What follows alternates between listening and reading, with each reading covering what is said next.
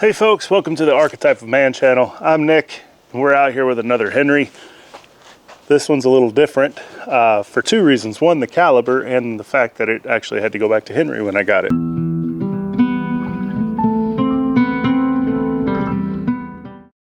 Hey folks, welcome to the Archetype of Man channel. I'm Nick. We're out with another Henry today. This one is the 327 Federal Magnum rifle. It took me forever to find this. You guys know I love this caliber. We have it loaded up with some 327 Federal Mag hand loads, 115 grain jacketed bullet, and we're gonna hit some steel with it. And then we're gonna talk about it and why I'm so excited to finally show this to you guys. I bought it a while ago, but it had to go back to Henry. So let's shoot.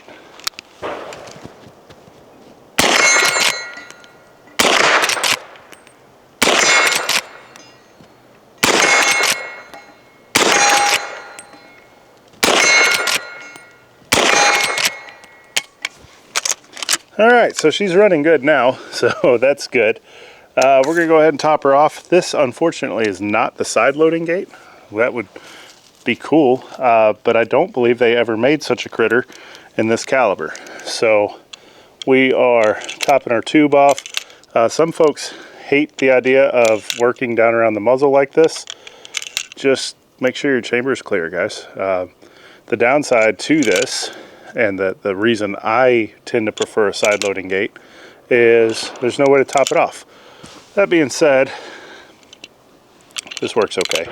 I believe we can get 9 in here with the 32 H&R mags.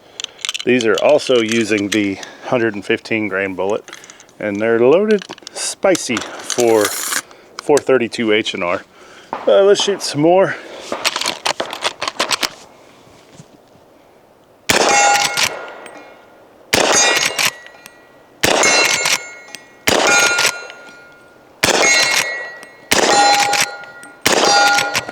Uh-oh, that's me short stroking it. Yeah, so running much better now than when I initially got this rifle. Let's go over here to the table and we'll talk about it. So, for starters, the rifle is clear. It's a lever action rifle. For people that are new, lever action just means that with each shot, you have to work the lever that will eject the spent case. That will bring a new cartridge down onto the lifter and bring this up, puts it in the chamber, and then also cocks the hammer. So this one is a bit of a weird one. I went to Cabela's late November, early December with the intention of possibly getting a good deal using a gift card or something towards a Henry Homesteader. They had the Homesteader, but I happened to look in their gun library where their used guns are. They had this. So the 327 Federal Magnum is probably my favorite cartridge. Living here in Georgia, that is a decent enough round for 99% of things that I'm likely to encounter. My love affair with 327, of course, started with my LCRx. This has been a phenomenal carry gun for a while. This was my first carry revolver that I picked up with the sole intention of using it as a carry gun. The benefit of 327 in this size gun is that normally a gun this size will hold 5 rounds of 357, whereas you get 6 rounds with the 327 or 32 H&R mag, any of the 32 revolver line of cartridges. Then I stumbled into this. This is the SP101. This had to go back to Ruger, so I'm like 2 out of 3 of my 327s have had to go back to the factory. This one had some machining on the ejector that was not done, so the rounds wouldn't sit flush, but it's been fine since. Again, 6 rounds instead of 5 if you had a 357 in this model. So this is actually a lot more pleasant to shoot with 327 in it than the LCR, but you do give up some stuff in the way of concealment. Either way, cool gun.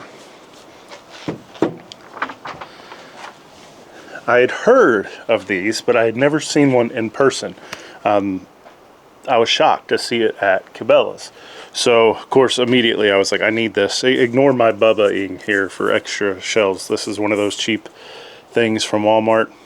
I looked at some leather ones online. Of course, nobody makes them for the venerable 327. They're all 357, so the shell loops would be the wrong size. Anyway, this will work for now.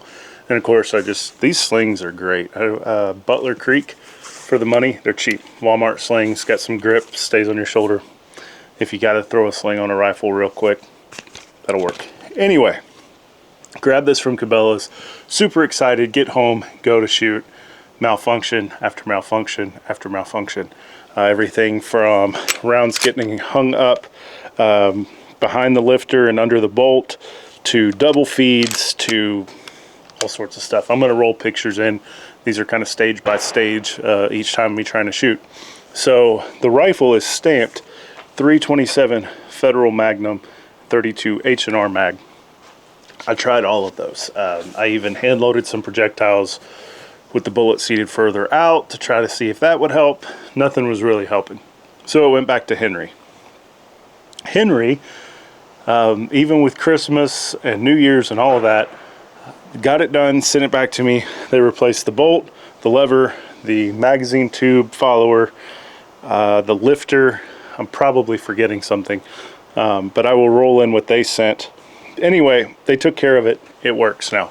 So I'm not sure why the original owner put it up for sale in Cabela's. I don't know if maybe he wasn't a reloader and couldn't keep it fed, or if he was having the same issues I was having, or if he caused the issues I was having. Regardless, his loss, my gain. So this is a very handy little carbine. We're going to do some more testing when I am out with my buddy that has the new Garmin chronograph. I haven't snagged one of those yet. It's on my to-do list, and we'll see what sort of velocity we're getting out of those 327s out of the rifle. So this is the big boy steel carbine. It's a 16.5-inch barrel with a magazine capacity of 7 with 327 Fed mag. I'm going to get you guys close up on it. So this is the big boy steel carbine, 16.5-inch barrel. Comes in just under 7 pounds. And you have the, the walnut wood on there. Hopefully the camera's picking all that up. And it's nice. Very no frills design. You got your brass bead front sight, your buckhorn rear. You do have the receivers drilled and tapped for their mount, which I will put a scope mount on it. You can see from above here there's a nice swell on this fore end, which is very nice. And it's in good shape. The loop's a bit large. I may put a skinnier loop on there because I don't shoot with gloves a whole lot. You have a rubber butt pad, which is kind of funny because this rifle does not recoil much at all. And then there's one of your rounds. That's a jacketed soft point. Really excels in this rifle because you're going to get a little bit more velocity for that soft point than you would out of a revolver. And then next to it here is the 32 H&R mag. So as you can see, a little bit shorter, a lot less pressure though. Size wise, not that much smaller, but it is significantly less pressure than 327 Fed mag. Actually has more chamber pressure, or is rated for more chamber pressure than 308. So powerful little cartridge. There's your loading gate there. Yeah, it's pretty much as no frills as it gets. This is one of those guns that I almost feel bad for showing you, because while I absolutely think it would make an excellent woods gun or just kind of multi-purpose firearm for the home front, they're not easy to find. It took me a little over 3 years to finally find one. Now I'm sure I could have ordered online or whatnot, but I didn't. So it took me about that long to do that. We're going to go ahead and load it in case you're wondering here. So just drop them in there. People that load these rifles this way more often have probably got it down more. My Model X, which is the Henry that I've shot the most, has a side loading gate, and most of the time it's wearing a suppressor, so I normally just use the side loading gate. And then my 22, I do shoot fairly frequently, but it's just different with these bigger cartridges. So it's 8 rounds, and then your little tube here is your follower, goes inside there and helps keep tension on those rounds.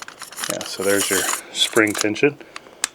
So that's how to load it. Now let's get some ears and eyes on, and we'll shoot a group and see what sort of accuracy we get on paper.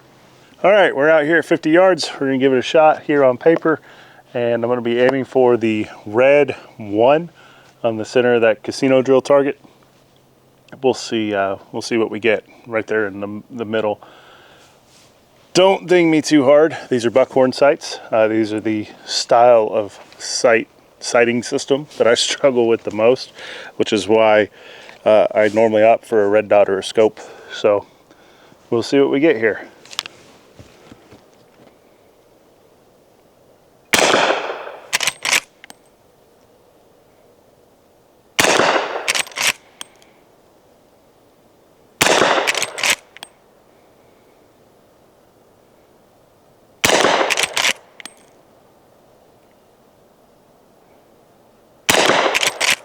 Pulled that one, I know I did.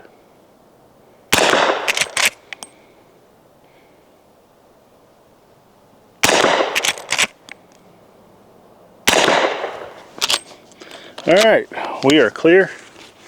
We'll walk down there and take a look. My hopes aren't high. So we have 1, 2, 3, 4, 5, 6, 7, 8. There's all 8 of them accounted for. We're a little low. I was aiming for here. There's some spalling. I was shooting at this steel over here earlier. These are some 22s I was playing with. But yeah, so we're a little low at 50 yards. Probably should bring that up, since most of my use case for this rifle is, yeah, not, I don't need to be shooting low at 50. We'll just say that. But yeah, let's, I'll make some adjustments and then do that off camera. This is my first time putting it on paper though. So here's a fist. If I hold my fist just right, it kind of covers it. A hand covers it for sure. If I were stabilized, yeah, well, let's just say I don't think the rifle is why that wasn't any tighter. So I know some of you are like, well, Nick, why are you talking about a rifle that's hard to find? Well, a couple reasons. One, I've been fortunate. This is my 4th Henry, and this is the only one I've had an issue with. So a lot of times reviewing, part of what we're reviewing, even if we don't talk about it explicitly, is how well can that company look after us after the buy, right? Like if something were to happen, nobody gets it 100% of the time. You make enough of something, there's a chance that there's gonna be something wrong, and sometimes that might be you. More guns you buy, the more likely you are to eventually have a problem with one. I've been very lucky that I haven't had that many issues. That being said, this was my first time dealing with Henry's customer service. And honestly, I mean, it's always a bummer if something doesn't work the way it should when you get it. But the way Henry stood behind it, even though I was not the original purchaser, really impressive. They did a lot of work to get this thing to run right, judging from the parts that they replaced.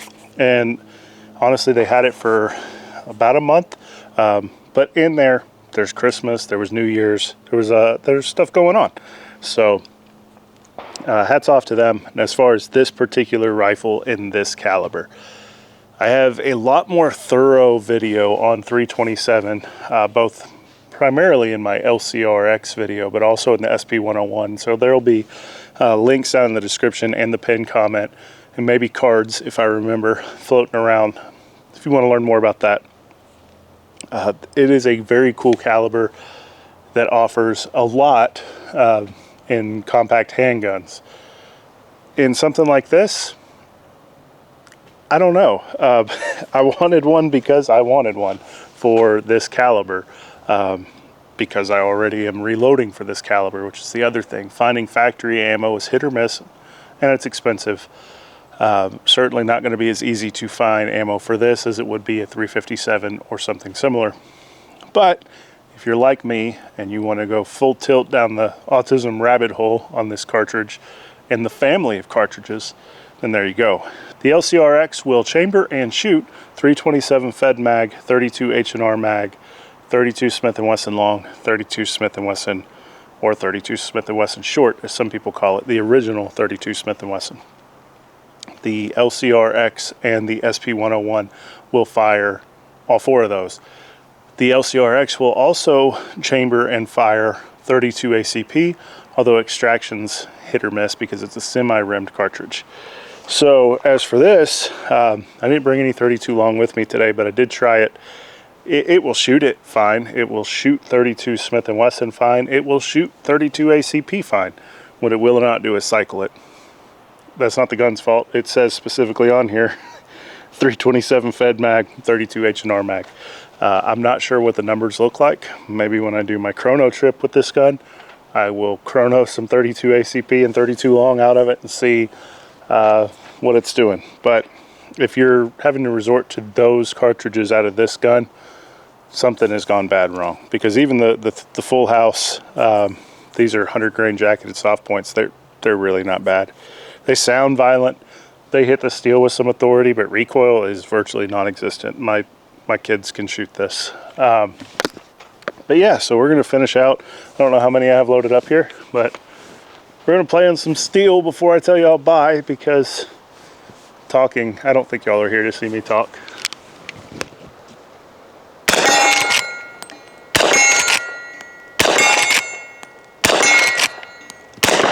Ah, missed. So we had a few in there. I will say the action's a lot smoother after I got it back from Henry, and the trigger, again, we're clear. We'll let y'all see the trigger press here. So there's not much. Very nice trigger. So hats off to Henry. Thank you for getting this fixed. I didn't tell him that I'm a Z- YouTuber or anything, so there's none of that going on. If you have any questions, things that I didn't think to cover, feel free to drop them down in the description. If you're like, Nick, should I get that instead of a 357? Do you want to reload? And the other side of this is, while 327 Fed mag approaches 357 Magnum energy out of smaller handguns, you're kind of on the low end of 357. There are people that love 327, which I do, that will say it's the same as 357. It's not. These are 115 grain. That's heavy for caliber for this. I've got some 180 grain 357s that will stomp all over the energy levels of this. In a rifle, I honestly think you're better off with the 357. It's a more versatile chambering, and you're delivering a lot more energy downrange. So if you're wanting to hunt with it, and you have deer bigger than we do here in North Georgia, I'd probably go 357. If it's predators you're worried about, probably 357. So I'm not saying that this won't do all of that. I'm just saying that unless you want to sit down and develop loads for reloading, you're probably better served with the 357. This is not gatekeeping. I want everybody to love this caliber. I would love to see it super popular. I just don't want people getting mad at me and being like, I can't find ammo any damn place, and you told me this is great. It is great if you want to reload for it, if you want to go down the rabbit hole of learning the ballistics and sometimes having to try different things, right? Because 115 grain bullets are not in any of my reloading manuals for 32 H&R. They are for 327 Fed mag, but not for the shorter 32 H&R, and that's weaker cases. So I had to do some ladder loads and look for pressure signs, and it can be a lot. If you don't enjoy it, it probably is a lot more than I'm saying, but I enjoy it, so here I am. As far as Henry, if you're in the market for a lever action, I don't see why not. I heard that the only thing missing on this gun for me, other than different sights, because I can't shoot these worth a damn, is a side loading gate would be cool. Don't know why they didn't do it on this. I know it was kind of a big deal when they started coming out with side loading gates for Henrys, so I'm not sure. That's not saying they did anything wrong. That's just what keeps this from being like a grade A multi-purpose, maybe even defense lever action. Side loading gate's kind of a must for me. I want to be able to top it off. I don't want to have to take my ramrod out, you know. It's kind of hard to do that behind cover. So getting into the weeds a bit, but as a medium, possibly large game, depending on your area. Large game for us is white-tailed deer. There's plenty of people that have posted in forums that they've hunted them with 327. So I don't know, folks. Tell me what you think in the comments. I'm happy. I'm happy, A, that I got it, and B, that Henry is a phenomenal company that did awesome warranty work. That's just a fun rifle to shoot. If you love 327, obligatory. We got to stick together. Sound off in the comments. Tell me your favorite gun to shoot 327 out of. Huge thank you to my channel members and Patreon supporters. You guys rock. There's always links out in the description if you're interested in financially supporting the channel. So if you found this information useful, please consider leaving a like. And if you want to see more like this, consider subscribing. Sharing the videos is always cool too. Stay safe, get to the range. I'll see you next time.